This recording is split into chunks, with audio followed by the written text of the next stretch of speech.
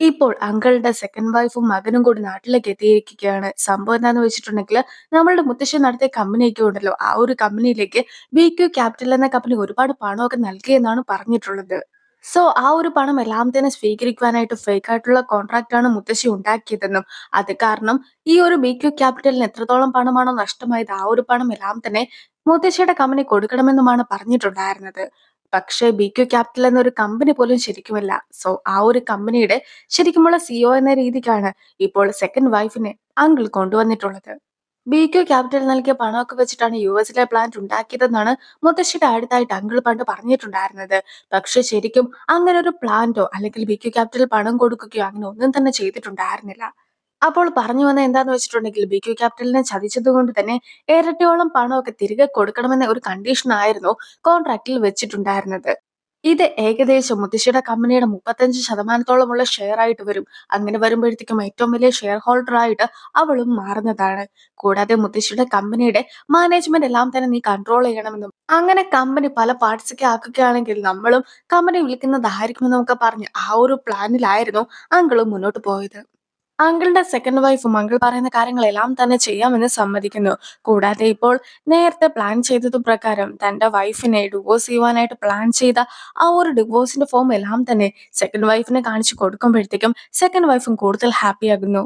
ഇപ്പോൾ മാർക്കറ്റിംഗ് ടീമിലെ ആൾക്കാരൻ സംസാരിക്കുകയാണ്. ആകട്ടെ നമ്മുടെ കമ്പനി ഇനി മുതൽ BQ ക്യാപിറ്റൽ ആണ് നോക്കി നടത്തുവാനായിട്ട് പോകുന്നതെന്നുള്ള ഒരു റൂമറൊക്കെ താൻ കേട്ടിട്ടുണ്ടായിരുന്നുവെന്ന് കൂടെ ഉള്ളവരെ അറിയിക്കുന്നു. അതേസമയം നമ്മുടെ കമ്പനി അങ്ങനെ പെട്ടെന്നൊന്നും വീണു പോകുന്ന കൂട്ടത്തിലാണെന്ന് ഞാൻ വിശ്വസിക്കുന്നില്ല. അങ്ങനെയായിരുന്നെങ്കിൽ ഒരിക്കലും ഈ ഒരു കമ്പനിയിലേക്ക് ഞാൻ വരിക പോലും ഉണ്ടായിരുന്നില്ല. എന്റെ കമ്പനിയിൽ എനിക്ക് പൂർണ്ണ വിശ്വാസമുണ്ടെന്ന് ഹാൻ പറയുന്നു. ചായും അതിനോട് യോജിക്കുന്നു. എങ്കിൽ പോലും നിങ്ങൾ രണ്ടുപേരും ചെറുപ്പക്കാരാണ്. നിങ്ങൾ ഇപ്പോൾ ശ്രമിക്കുകയാണെങ്കിൽ മറ്റൊരു കമ്പനിയിൽ നിങ്ങൾക്ക് ജോലി കിട്ടുന്നതായിരിക്കും. അതേസമയം പ്രായം മുന്നോട്ട് പോകുന്നതിനനുസരിച്ച് ജോലി കിട്ടുന്ന സാധ്യത കുറഞ്ഞു വരുമെന്നാണ് പറയുന്നത്. ഇപ്പോൾ കമ്പനി നടത്തിയിട്ടുണ്ടായിരുന്ന കോൺട്രാക്ട് ഒക്കെ നോക്കിയിരിക്കുകയാണ് വൂജു. അങ്ങനെയിരിക്കെ ഇത്രയും കാലം മുത്തശ്ശിയായിരുന്നു എല്ലാ കാര്യവും നോക്കി നടത്തിയിട്ടുണ്ടായിരുന്നത്. അതുകൊണ്ട് തന്നെ ഒരു രീതിക്കുള്ള ടെൻഷനും തനിക്ക് അനുഭവിക്കേണ്ടതായിട്ട് വന്നിട്ടുണ്ടായിരുന്നില്ല. പക്ഷെ ഇപ്പോൾ എല്ലാ ചുമതലയും തനിക്ക് വന്നതുകൊണ്ട് തന്നെ താനും എന്ത് ചെയ്യണമെന്ന് അറിയാതിരിക്കുകയാണ് എന്ന് മെറിയുടെ അടുത്തായിട്ട് പറയുമ്പോഴത്തേക്കും മെറിക്കും ഒരു കമ്പനിയൊക്കെ ഉണ്ടല്ലോ.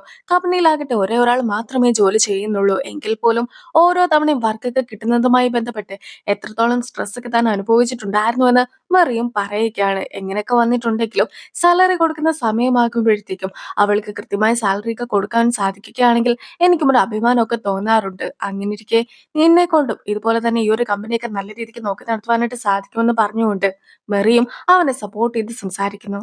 നിലവിൽ BQ ക്യാപിറ്റൽ നമ്മളുടെ കയ്യിൽ നിന്നും പണമൊന്നും മേടിക്കില്ല. അത് തന്നെ വലിയൊരു കാര്യമാണ്. പിന്നെ അവരായിരിക്കും ഇനി മുതൽ നമ്മളുടെ കമ്പനിയിലെ കാര്യങ്ങളെല്ലാം തന്നെ മാനേജ് ചെയ്യുക. അതിൽ ഞാനും കുറച്ച് ശ്രദ്ധിക്കേണ്ടിയിരിക്കുന്നുവെന്ന് അവനും പറയുന്നു. ഇപ്പോൾ അങ്കിളുടെ സെക്കൻഡ് വൈഫും കൂടി ഒന്നിച്ചു നിൽക്കുന്ന ഒരു ഫോട്ടോയൊക്കെ വൂച്ചും അവൾക്ക് കാണിച്ചു കൊടുക്കുകയാണ്. അതിന്റെ അകത്ത് സെക്കൻഡ് വൈഫിനെ ചൂണ്ടിക്കാണിച്ചിട്ട് ഇവളുടെ പേര് സിൽവിയ എന്നാണ്. ഇവളാണ് BQ ക്യാപിറ്റലിന്റെ ഓണർ എന്ന് മെറിയോടും പറയുന്നു. പക്ഷെ ആ ഒരു ഫോട്ടോ കണ്ടിട്ടുണ്ടായിരുന്ന മെറിയും അവളെ മറ്റെവിടെയോ കണ്ടിട്ടുണ്ട് എന്ന് പറഞ്ഞുകൊണ്ട് മറിയുടെ അനീതിയുടെ മറ്റൊരു ഗ്രൂപ്പ് ഫോട്ടോ ഒക്കെ എടുത്തുകൊണ്ട് വരികയാണ് അവളും. അതായത് മറിയുടെ അനീതി വർക്ക് ചെയ്യുന്ന റെസ്റ്റോറന്റിന്റെ ഓണറാണ് ഇത്. ഇവളുടെ പേര് സിൽവിയ എന്നൊന്നുമല്ല, മറിച്ച് ജെസീക്ക എന്നാണ് എന്ന് മെറിയും പറഞ്ഞു കൊടുക്കുന്നു. ജെ കൺസൾട്ടൻസിയുടെ ഓണറുടെ പേരും ജെസിക്ക എന്നായിരുന്നു എന്ന കാര്യം ഇപ്പോൾ വൂജുവും ഓർക്കുകയാണ്. അങ്ങനെയിരിക്കെ വൂജുവിന് എന്തൊക്കെയോ സംശയം തോന്നുന്നു.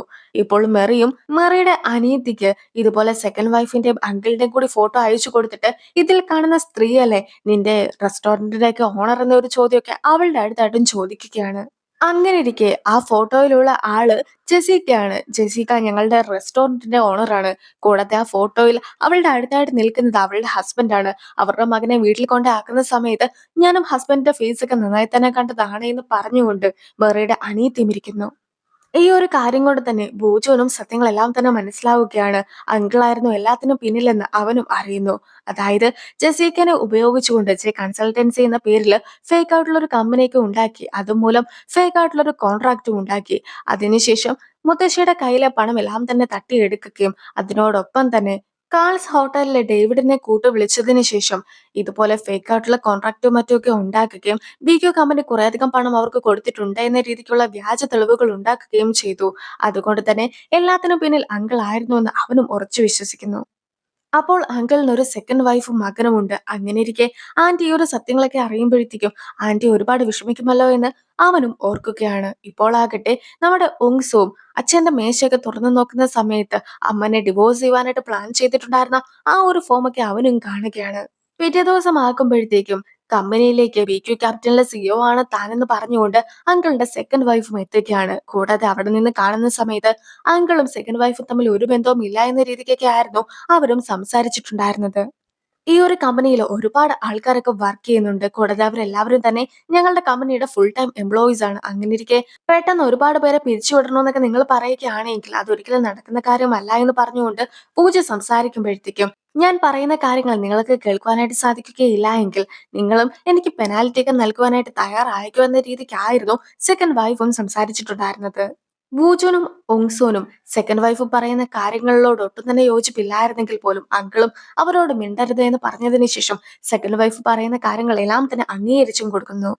അങ്കിളുടെ മനസ്സിൽ എന്താണെന്ന് നമുക്ക് അറിയിക്കില്ലല്ലോ. സോ നമ്മളായിട്ടൊരു അഭിപ്രായം പറയാതെ അങ്കിളിനെ കൊണ്ട് തന്നെ അഭിപ്രായം പറയിക്കണമെന്ന് മെർ പറഞ്ഞിട്ടുണ്ടായിരുന്നത് പ്രകാരം ഇപ്പോൾ വോച്ചും എന്താണ് അങ്കിളിന് ചെയ്യുവാനായിട്ട് തോന്നുന്നതെന്ന് ചോദിക്കുകയാണ്. അപ്പോൾ അങ്കിളും നമുക്ക് ഈ കമ്പനി വിൽക്കാമെന്ന ഒരു അഭിപ്രായത്തിലായിരുന്നു എത്തിച്ചേർന്നിട്ടുണ്ടായിരുന്നത്. അങ്കിളും സെക്കൻഡ് വൈഫും കൂടി ചേർന്നിട്ട് നമ്മുടെ കമ്പനി എന്നേക്കുമായിട്ട് ഇല്ലാതാക്കുവാനായിട്ടാണ് പ്ലാൻ ചെയ്തിട്ടുള്ളത്. അങ്ങനെയിരിക്കെ അവർ ചെയ്ത ഫ്രോഡ് പരിപാടി എല്ലാം തന്നെ തെളിയിക്കുന്ന രീതിക്കുള്ള തെളിവുകളെല്ലാം തന്നെ നമ്മളും ശേഖരിക്കണമെന്ന് വോജുവും മെറിയോട് പറയുന്നു. ആന്റിയും ഇപ്പോൾ മുത്തശ്ശിനെ കാണുവാനായിട്ട് എത്തിയിരിക്കുകയാണ്. മുത്തശ്ശിയുടെ അടുത്ത് ആന്റി ഒരുപാട് ദേഷ്യപ്പെട്ടൊക്കെ സംസാരിച്ചിട്ടുണ്ടായിരുന്നല്ലോ. ഇപ്പോൾ മുത്തശ്ശി കോമയിലൊക്കെ കിടക്കുന്ന സമയത്ത് ആന്റിക്കും ഒരുപാട് കുറ്റബോധം തോന്നുകയാണ്. അങ്ങനെയിരിക്കെ മുത്തശ്ശി എണീറ്റോ എന്നൊരു കാര്യമൊക്കെ ഉങ്സവും ഫോണിലൂടെ സംസാരിക്കുന്നത് ഇപ്പോൾ അങ്കിളും കേൾക്കുകയാണ്.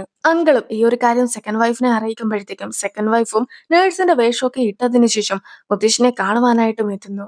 മുത്തശ്ശിനെ കൊല്ലുവാനായിട്ടുള്ള മെഡിസിൻ കുത്തിവെക്കുവാനായിട്ടായിരുന്നു അവളെ ശ്രമിച്ചിട്ടുണ്ടായിരുന്നെങ്കിൽ പോലും പെട്ടെന്ന് തന്നെ അവിടെ എത്തിയിട്ടുണ്ടായിരുന്ന വോജുവും അവളെ പിടികൂടുന്നു. ശരിക്കും പറയുകയാണെങ്കിൽ ഇങ്ങനെ മുത്തശ്ശിക്ക് ഒരു അപകടം ഉണ്ടാകുമെന്ന് അറിഞ്ഞിട്ട് തന്നെ ആയിരുന്നു അവരും ഈ പ്ലാൻ ചെയ്തിട്ടുണ്ടായിരുന്നത്.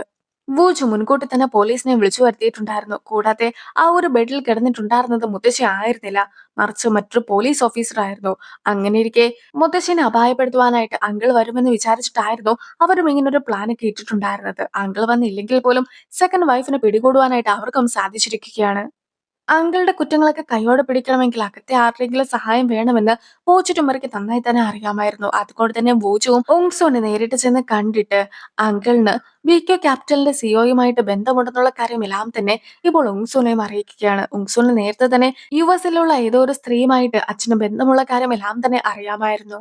എന്തൊക്കെ ആയിട്ടുണ്ടെങ്കിലും കമ്പനീനെയും മുത്തശ്ശിനെയും അമ്മേനെയും പ്രൊട്ടക്ട് ചെയ്യുവാനായിട്ട് താൻ എന്തും ചെയ്യുന്നതായിരിക്കുമെന്ന് ഉങ്സു പറഞ്ഞിട്ടുണ്ടായിരുന്നത് കൊണ്ടാണ് വൂച്ചിന്റെ പ്ലാൻ പ്രകാരം ഇതുപോലെ മുത്തശ്ശി എണീറ്റു എന്ന ഒരു കാര്യമെല്ലാം തന്നെ അങ്കിളുടെ കേൾക്ക് ഉങ്സു പറഞ്ഞിട്ടുണ്ടായിരുന്നത്.